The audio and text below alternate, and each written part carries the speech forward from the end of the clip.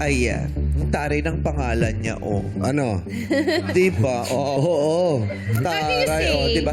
Gusto ko, dako.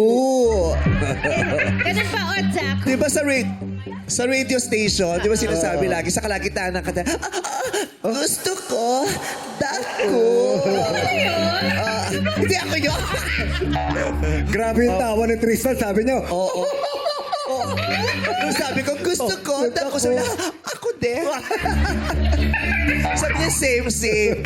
How do you say your name? Is it Daku or Daku? Ano po? Deiko po yung... Deiko pala. Is it Apaka- Japanese? pero mostly po lahat ng tao nasanay na ako kasi tawag din talaga sa akin Daku. Daku. Pero Deiko po talaga po. Daku. Oh, huwag kang malulungkot ha. Kasi pag nasad ka, sa Daku ang Ano ibig sabihin ng Deiko? Does it mean anything? Deku. Ano po? Kinuha ko po yung yung name ko po na to sa from my old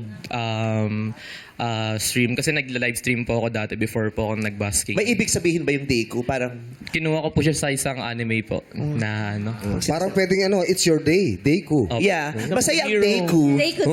Malungkot ang Deiko. Oo. Nakakabwisit ang Deiko. Oy, pasimunin mo naman. Kamusta ba ang day mo?